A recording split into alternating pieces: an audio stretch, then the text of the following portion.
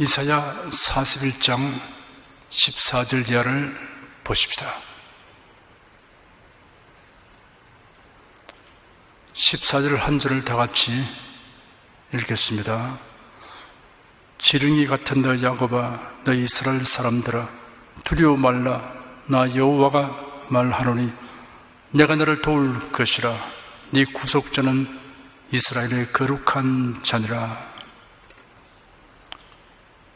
대체로 곤충이나 짐승들에게는 공격하거나 방어하는 기능이 있습니다. 벼르고 높이 뛰는 재주가 있습니다. 거미와 개미도 먹이를 공격하는 능력이 있습니다. 뱀은 팔다리가 없으나 속도를 내어 움직이며 갈 수 있습니다. 독이빨과 먹이를 감아 죽이는 힘이 있습니다. 짐승들에는 뿔, 강한 이빨과 발톱, 예리한 눈과 귀, 빨리 달리는 다리, 가죽, 털, 날개가 있습니다. 지렁이는 전 세계에 약 2,700여 종이 있습니다. 작은 것은 2 내지 5mm, 큰 것은 2 내지 3m입니다. 그런데 지렁이는 머리 부분이 심히 빈약합니다. 이빨이 없습니다. 눈이 없습니다. 귀가 없습니다. 뼈가 없습니다. 뿔이 없습니다. 손발이 없으니 손톱 발톱이 없습니다. 하나님께서 야곱을 향하여 지렁이 같은 너 야곱아 하였습니다. 자신의 꾀를 장기로 앓는 야곱이 야복나루에서 큰 위기를 만나서 세운 대책이 소용없게 되고 천사를 붙들고 매달리다가 엉덩이 뼈가 탈골되고 말았습니다. 이제는 자신의 지혜도 무용지물이고 도망할 수도 없는 속수무책이 되었습니다. 야곱은 마치 지렁이같이 약하고 무능하고 비천한 상태가 되었습니다. 그런데 하나님께서 지렁이 같은 너 야곱이라는 호칭 다음에 너희 이스라엘 사람들아 하였습니다. 야곱이 지렁이같이 되자 하나님께서 야곱의 이름을 이스라엘이라고 불러주셨습니다. 새로운 이름을 얻게 되었습니다. 이스라엘은 사라라는 동사에서 유래되었습니다. 그 동사의 어근은 다스리다, 똑바로 서다, 행복한 이라는 말에서 유래되었습니다.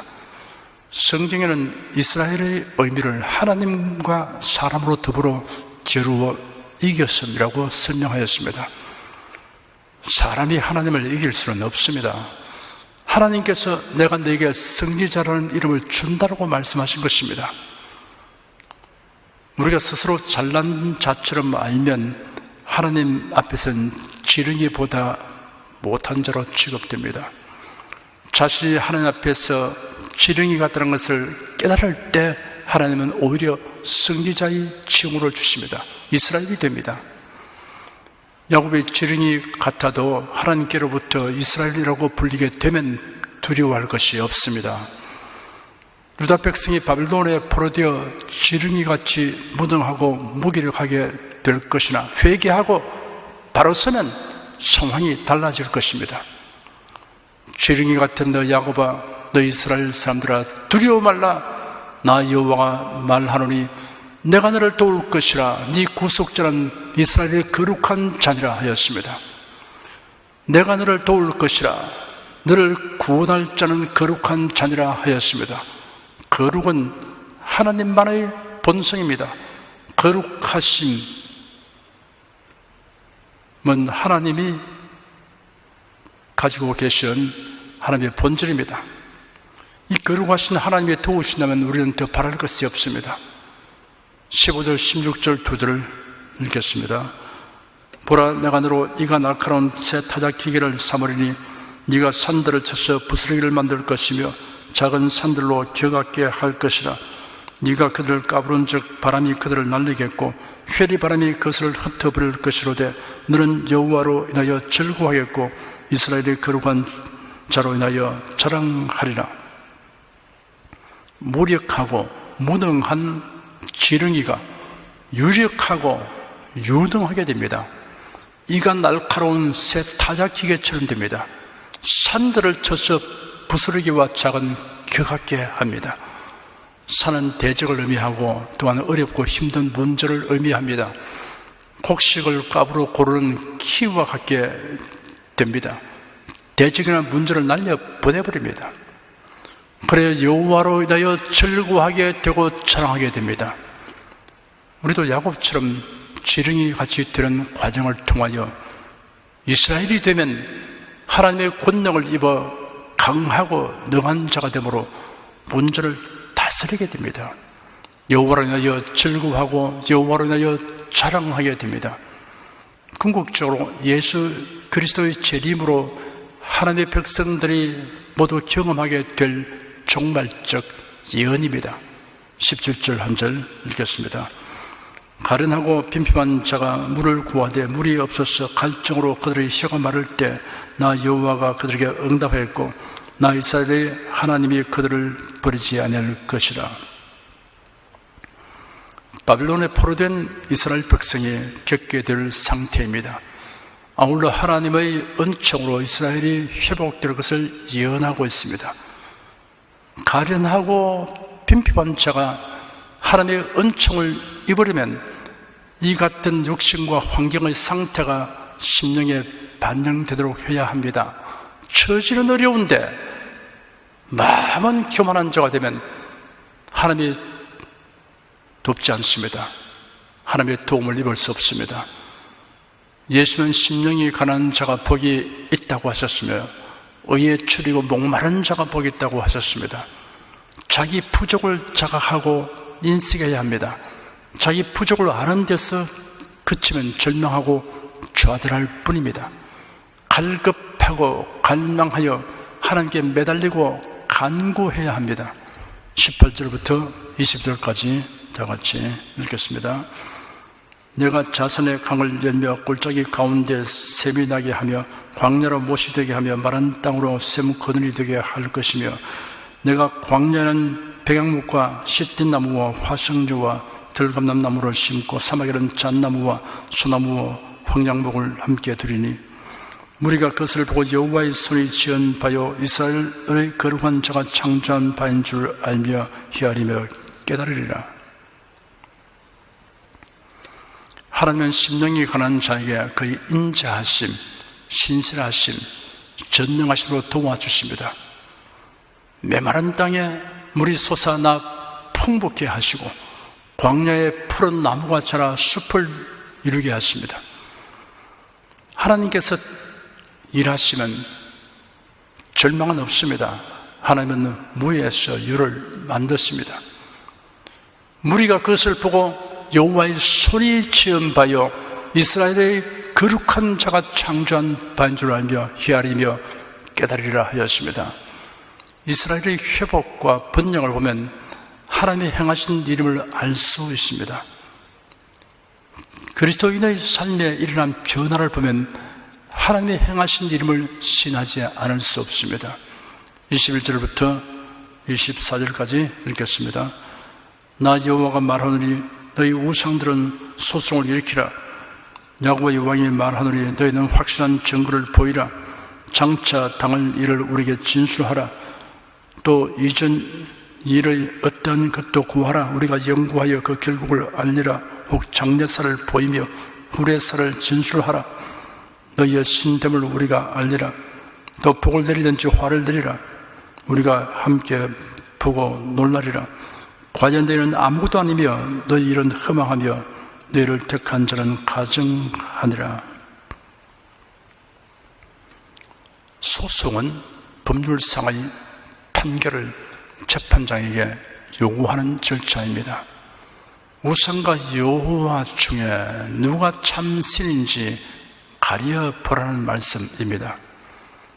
선지자 엘리야는 갈멜산에 모이는 왕과 백성들 앞에서 바알 선지자들과 대결하면서 모든 백성에게 가까이 나아가 말하기를 너희가 어느 때까지 두 사이에서 머뭇거릴 셈이냐? 여호와가 만일 하나님이면 그를 따르고 바알이 만일 하나님이면 그를 따르라. 여호와의 선자는 나만 홀로 남았으나 바알의 선자는 450명이나 된다. 우리에게 수소 2마리를 가져오너라. 그리고 바알 선자들이 수소 1마리를 택하여 그것을 조각내어 장작 위에 올려놓되 불은 지피지 마라. 나도 수소 1마리를 잡아 장작 위에 놓되 불은 지피지 않겠다. 그리고 너희 바알 선자들은 너희 신의 이름을 불러라. 나는 여호와 이름을 부를 것이다. 이에 불로 응답하시는 신, 그가 참 하나님이시다 하였습니다. 잠언서 8장 17절에 나를 간절히 찾는 자가 나를 만날 것이니라 하였습니다. 사람은 참 하나님을 찾는 열성이 있어야 합니다.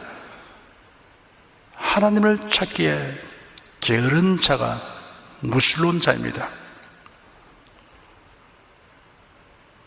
하나님이 계신 것을 인정하지 않는다, 이렇게 말하는 것은 하나님을 찾아본 적이 없어서 그런 것입니다. 하나님은 하나님을 찾는 자를 어떤 경로로 통해서 만날 수 있게 해주신 것입니다. 참되신 하나님 만나기를 갈급하는 자에게 하나님의 자기를 나타내십니다. 너희는 확실한 증거를 보이라. 장차 당할 일을 우리에게 진술하라. 또 이전 일의 어떠한 것도 고하라 하였습니다. 소송에서 이기려면 확실한 증거를 제시하라고 하였습니다. 과거와 미래를 진술하라고 하였습니다. 사물의 출처와 종국을 말할 수 있느냐? 인생이 어디서 와서 어디로 가는지 말해 줄 수 있느냐라는 질문에 바른 답을 말할 수 있어야 합니다. 옛날 중국 사람들은 만물을 하늘과 땅의 교섭에 의해 생겨나고 또 천지와 부단한 교섭에 의해서 보존된다고 생각하며 하늘을 우주 만물의 지배자로 보고 정치, 도덕, 종교의 기저로 삼았습니다. 그래야 근본 숭배 대상은 하늘이었습니다. 그리고 조상 숭배, 영웅 숭배, 자연 숭배를 하여 제사를 드리기 때문에 유교를 종교라고 말합니다.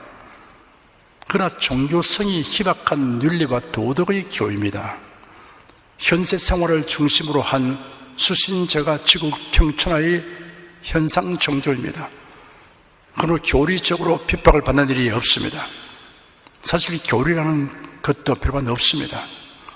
유교의 기본 내용은 공자가 말한 바 선왕의 도인데, 선왕이란 주공을 말하는 것으로, 주공의 도는 순수천명, 즉 천명에 순한다는 것입니다. 선왕이란 덕으로 나라를 다스린 어질고 훌륭한 임금으로서 공자는 주공을 롤 모델로 삼았습니다. 실존 인물들에게보다 이상으로 여기는 인물인 것 같습니다. 천명을 따른다는 것은 인간 고유의 성품인 부자의 애정과 형제의 우정을 소중히 한다는 것이니 효와 우애의 도입니다. 이를 중심으로 삼아 이니예지신으로 수신자가 지구 평천하하는 것입니다. 마음과 행실을 바르게 하여 심신을 닦고 집안을 잘 다스려 바로잡으며 나라를 잘 다스려 온 세상을 편안하게 하는 도가 유교입니다. 유교는 천지 만물의 출처와 종말에 대하여 그리고 인생이 어디서 와서로 가는지 말해주지 못합니다. 석가모니에서 시작된 종교가 불교입니다. 석가는 가비라 성주 정반왕의 왕자였습니다. 생로병사 등 인간 고와 인생의 무상을 느끼게 되자 이 문제를 해결하려고 29세 처자와 왕궁을 버리고 수도 생활에 들어갔습니다.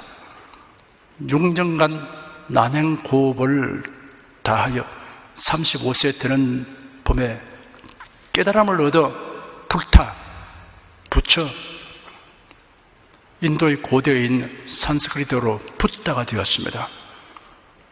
불교는 본래 섬기는 신이 없는 무신교입니다.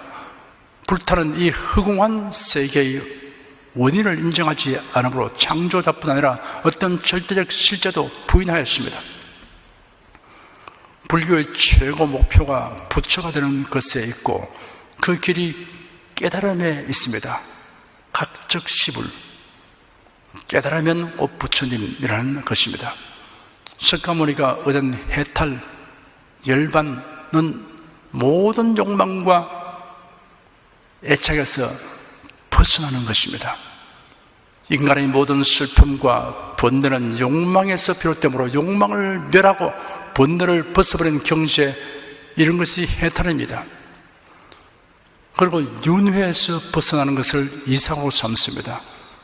후세에 와서 극락정토라는 것을 사회적 이상향으로 삼으려고 애쓰게 되었습니다. 그런데 이러한 불타가 후세에 예배의 대상이 된 것은 기이한 사실입니다. 인도의 전통 종교인 바라문교의 우상 예배를 배척하여 일어난 불교가 우상 종교로 변질하였습니다.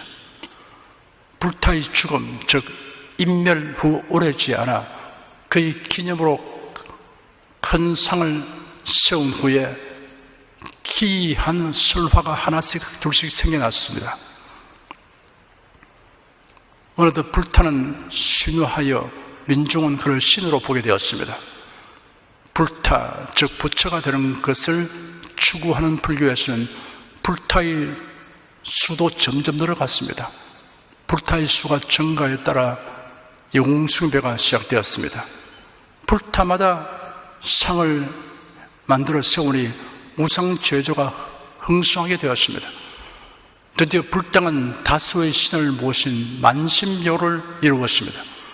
이에 불교에는 두 가지 면이 있게 되었으니 소수의 지식인에게는 합리주의가 되고 많은 대중에게는 다신숭배가 되었습니다. 불교는 천지 만물의 출처와 종말에 대하여 그리고 인생에 대해서 어디서 와서 어디로 가는지 말해주지 못합니다. 성경만이 그 답을 말해줍니다. 예수도 안에서 많이 답이 있습니다. 25절부터 29절까지 읽겠습니다. 내가 한 사람을 일으켜 북방에서 오게 하며 내 이름을 부른 자를 해돋는 곳에서 오게 하였나니 그가 이르러 방백들을 휘산물같이 토기장의 진흙을 밟음같이 밟을 것이니 누가 처음부터 이 일을 우리에게 고하여 알게 하였느냐? 누가 이전부터 우리에게 고하여 이가 옳다고 말하게 하였느냐? 너희 구하는 자도 없고 보이는 자도 없고 너희 말을 듣는 자도 없도다. 내가 비로소 시온에 이르기를 너희는 보라 그들을 보라 하였노라. 내가 기쁜 소식 전할 자를 예루살렘에 주리라. 내가 본즉 한 사람도 없으며 내가 물어도 그들 가운데 한 말도 너희 대답을 모사가 없도다. 과연 그들의 모든 행사는 공허하며 허무하며 그들의 부어 만든 우상은 바람이요 헛한 것뿐이니라. 하나님은 이스라엘에 관련된 미래에 일어날 일을 선지자를 통하여 말씀하셨습니다. 바사왕 고레스에 대하여 예언하였으며 이스라엘이 바빌론에서 해방될 것에 대하여 예언하였습니다. 우상이 이와 같은 예언을 할 수 없습니다. 침묵할 뿐입니다. 우상은 공허하고 허탄한 것입니다. 우상 숭배는 헛되고 무가치합니다. 창조주 하나님, 예수 그리스도의 하나님을 믿고 섬기는 사람은 역사의 의미를 알고 확실한 미래를 소망하며 살아갑니다. 하나님은 우리가 알아야 할 일 결정적으로 중대한 것은 모두 성경에 계시하셨습니다. 하나님의 창조주이시며 역사의 주권자이시며 인류의 구원자이심을 아는 지식을 가진 자만이 어떻게 살아야 하느냐 하는 것을 압니다. 우리가 천지 만물을 창조하시고 인류의 역사를 주관하시며 인간의 생사화복을 주관하시고 우리를 구원한 구속의 은혜를 부르신 하나님을 알므로써 이제는 우리가 왜 살았냐, 어떻게 살 것이냐, 이것이 아주 명확해지기 때문에 절대로 방황하는 인생이 아닙니다. 혹시 마음이 흔들려서 곁길로 가려고 하다가도 돌았습니다. 그런 것에 참된 의미가 없고 그런 삶에 진정한 유익이 없다는 것을 압니다. 그래서 허탈한 것을 배제하고 항상 하나님 말씀 중심으로 하나님의 뜻대로 살려고 애를 쓰는 것입니다. 잠시 잠깐 지나간 나그네 길에서 우리에게 주어진 세월이라는 달란트는 아주 귀중합니다. 이것을 하나님이 기뻐하시고 원하시는 대로 잘 활용하려고 애를 쓰는 것이 성도의 세월인 것입니다. 어디서 와서 왜 삶으로 가는지, 우주 만물의 출처와 근원은 무엇인지, 역사의 미래는 무엇인지 이걸 모르면 혼돈스럽게 사는 겁니다. 세상의 유행, 풍조에 따라서 이리 밀리고 저리 밀리고 이렇게 사는 겁니다. 남의 눈치 보고 대중의 흐름을 보고 이렇게 살아갑니다. 그러나 우리는 이제 하나님께서 주신 이 말씀을 통해서 우리는 모든 것을 분별하고 판단할 수 있게 되는 것이며 장래될 일을 아는 것이고, 그리고 어떻게 하면 이 세상을, 이 세월을 가장 효과적으로 복되게 활용하느냐, 이것도 알게 되는 것입니다. 그러므로 이 말씀을 주야로 묵상하고 상고하는 사람이 복이 있는 것입니다. 이렇게 우리들이 모이면 하나님께 감사 찬양 드리고 우리 소원을 아뢰고 또 하나님 말씀을 상고하여 더 깊은 뜻을 알려고 애를 쓰는 것, 이런 행복을 구가하고 있다는 사실을 여러분께서 큰 기쁨으로, 영광으로, 자랑으로 알게 되시기를 바랍니다. 기도하겠습니다. 하나님, 오늘 또 하나님 말씀을 통해서 우리들이 복받은 자인 것을 알게 됐음을 감사합니다. 주 하나님, 이렇게 인류 역사를 주관하시며 선자를 통해서 장래될 일을 다 말해 주었고, 이런 것을 우리가 오늘날 성경을 통해서 읽고서 역사 가운데 하나님이 그 언약을 반드시 이루신 것을 확인해 가면서 장래될 일에 대해서 우리가 알고 소망을 가지고 살게 된 것을 감사합니다. 예수님 이름으로 감사하며 기도드립니다. 아멘.